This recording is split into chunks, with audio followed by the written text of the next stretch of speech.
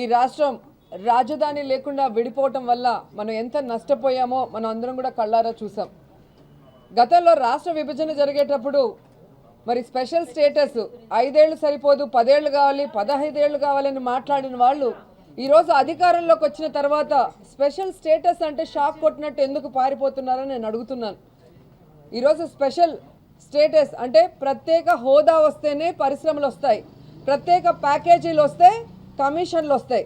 కాబట్టి తెలుగుదేశం పార్టీ నాయకులు కమిషన్లు దండుకోవడానికి ప్రత్యేక ప్యాకేజీలు వస్తే చాలు అనుకుంటున్నారు. కానీ ఆ ప్రత్యేక హోదా వస్తేనే పరిశ్రమలు వస్తాయి, మరి ఉద్యోగ అవకాశాలు వస్తాయని తెలుసుకొని కూడా వారికి ఉపయోగం ఉండదు కాబట్టి పట్టించుకోలేదనేది సత్యం. ఈరోజు ఓటుకు నోటు కేసులో అడ్డంగా దొరికిపోయిన చంద్రబాబు నాయుడు గారు ఈరోజు తన హోదా కోసం ప్రత్యేక హోదాని కేంద్రం దగ్గర తాకట్టు పెట్టాడనటంలో ఎటువంటి సందేహం కూడా లేదు. ఎందుకంటే ఈ మధ్యకాలంలో ప్రజలందరూ మరి యువతతో సహా, మహిళలతో సహా, రైతులతో సహా ప్రత్యేక హోదా రావాలి అన్న తర్వాత మేము కూడా పోరాడుతున్నాం అన్నట్టు ఏ విధంగా కలరింగ్లు ఇచ్చారో వాళ్ళ ఎంపీలు మనం చూసాం. కానీ ఎప్పుడైతే మళ్ళీ ఓటుకు నోటు కేసు తిరగదోడి మరి దాని మీద ఎంక్వైరీ స్టార్ట్ అవుతుంది అనగానే మళ్ళీ సైలెంట్ అయిపోయారు. అంటే తన కోసం, తన హోదా కోసం రాష్ట్ర ప్రజల భవిష్యత్తును కూడా తాకట్టు పెట్టడానికి ఆయన వెనుకాడడం అనేది స్పష్టంగా అర్థమవుతుంది. ఇక కొన్ని పార్టీలు ఉన్నాయి, ఎప్పుడు పుడతాయో తెలీదు, ఎప్పుడు అస్తమిస్తాయో తెలీదు. కానీ వాళ్ళకి ఖాళీ ఉన్నప్పుడు, ఎప్పుడైతే షూటింగ్స్ లేకుండా సమయం ఉన్నప్పుడు మాత్రం ఒక మీటింగ్ పెట్టి దాని మీద మాట్లాడితే అన్ని ఛానల్స్ అది చాలా ముఖ్యమైన ఇష్యూ లాగా ప్రొజెక్ట్ చేస్తాయి.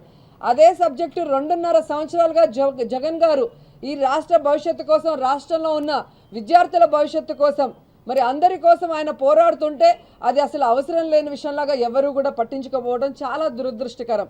ఇప్పటికైనా పార్టీలకు అతీతంగా ప్రత్యేక హోదా అనేది ఈ రాష్ట్రానికి ఎంత ముఖ్యమో మీ అందరికీ తెలుసు. కాబట్టి హోదా కోసం పోరాడే ప్రతి ఒక్కరికి కూడా మీరు అండగా నిలబడాలి. ప్రత్యేక హోదా వచ్చేంత వరకు మా ఉద్యమానికి మీరు కూడా సహకరించాలని ప్రతి ఒక్కరిని కూడా కోరుకుంటున్నాను. ప్రత్యేక హోదా కోసం నిజాయితీగా పోరాడితే ఎవరికైనా సపోర్ట్ చేస్తామండి. అంతేగాని పబ్లిసిటీ కోసమో లేదా ఎవరైతే ప్రత్యేక హోదా కోసం వైఎస్ఆర్సీపీ మొదటి నుంచి ఢిల్లీ నుంచి గల్లీ వరకు పోరాడింది, అన్ని యూనివర్సిటీలో కూడా దాని మీద అవగాహన సదస్సులు పెట్టి ఎంతో పోరాటం చేస్తుంటే ఆ యొక్క క్రెడిట్ని కొట్టేయడానికి 1-2 మీటింగ్లు ఈరోజు ప్రభుత్వం స్పాన్సర్ చేసి పెట్టించడం అనేది అందరికీ తెలిసిన విషయం. ఎందుకంటే 15 రోజులుగా, నెలలుగా పర్మిషన్ అడిగితే పర్మిషన్లు ఇవ్వరు. ఇచ్చిన పర్మిషన్లు కూడా గుంటూరులో మీరు చూశారు, రేపు మీటింగ్ అనగా ముందు రోజు స్టేజీలు పీకేయటం. అలాంటిది రాత్రికి రాత్రి స్టేజ్ వెలిచి ఒక మీటింగ్ జరిగింది అంటే ప్రభుత్వం మద్దతు ఏ విధంగా ఉంది, ప్రభుత్వం ఏ విధంగా ప్రజల్ని డైవర్ట్ చేయడానికి మరి కొంతమందిని వాడుకుంటుందో కూడా మీరు తెలుసుకోవాల్సిన అవసరం ఉంది. మరి పవన్ కళ్యాణ్ చెప్పి చంద్రబాబు నాయుడు నన్ను సస్పెండ్ చేశాడు అనేది క్లారిటీ చంద్రబాబు నాయుడు గారు ఇస్తే పవన్ కళ్యాణ్ కూడా నేను క్లారిటీ ఇస్తాను. ఎందుకంటే గుంటూరులో ఏదైతే రైతులందరూ కూడా ఈ రాజధాని కోసం భూములు లాక్కుంటుంటే గొడవ చేస్తే అక్కడ వెళ్ళి పెరుగన్నం తిని ఏ విధంగా ఆవేశంగా మాట్లాడాడు, హైదరాబాద్కి వచ్చాక ఎలా చల్లారిపోయాడు మనం చూసాం. కాబట్టి ఒక నాయకుడు అనేవాడు ఎంతటి కష్టం వచ్చినా కూడా ప్రజల కోసం దాన్ని ఎదిరించాలి. జగన్మోహన్ రెడ్డి గారిని చూడండి, ఓదార్పు యాత్రను చేయనీయకుండా ఎంత అడ్డుపడ్డారు. అది ఎదిరించి ఆయన ప్రజల పక్షాన నిలబడితే జైల్లో కూడా పెట్టి ఏ విధంగా ఆయన్ని హ్యూమిలేట్ చేశారో మనం చూసాం.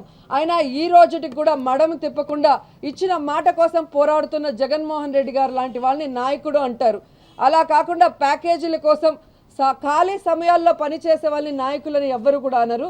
కాబట్టి నేను కూడా ఎంగిలి మెతుకుల కోసం కనుక తెలుగుదేశం పార్టీలో చేరుంటే, ఇప్పుడు ఎవరైతే వెళ్ళారో 19 మంది 20 మంది వాళ్ళలాగా నేను వెళ్ళుంటే ఈరోజు నా కేసులన్నీ మాఫీ చేసి ఉంటారు, నాకు 25-30 కోట్లు ఇచ్చింటారు, ఇంకా మినిస్టర్లు ఇస్తామని చెప్పిన సంగతి మీకు తెలుసు.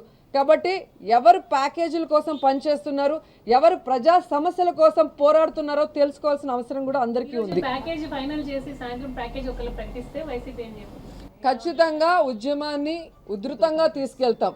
ప్రత్యేక ప్యాకేజీలు కావాలి, కానీ ప్రత్యేక హోదాతో పాటు ప్రత్యేక ప్యాకేజీలు ఇవ్వాలి. అంతేగాని విభజన చట్టంలో ఏదైతే ఉందో అది ఇవ్వటం గొప్ప విషయం కాదు. ఎందుకంటే ఈరోజు ఈ రాష్ట్రం అధోగతి అయ్యిందంటే వీళ్ళ రాజకీయాల వల్ల రాష్ట్ర విభజన అస్తవ్యస్తంగా జరగటం వల్లే. కాబట్టి దీనికి Telugu Desam party, BJP party, Congress party బాధ్యత వహించి ఈ రాష్ట్రం మళ్ళీ అభివృద్ధి వైపుకు నడిచే విధంగా ప్రత్యేక హోదా ఇవ్వాలి అని చెప్పి అందరూ కూడా పోరాటం చేయాలి. మరి లేదా వారు ఇండివిజువల్గా చేయలేము అనుకుంటే జగన్ గారి పోరాటానికి మద్దతు ఇవ్వాలని కూడా కోరుకుంటున్నాం.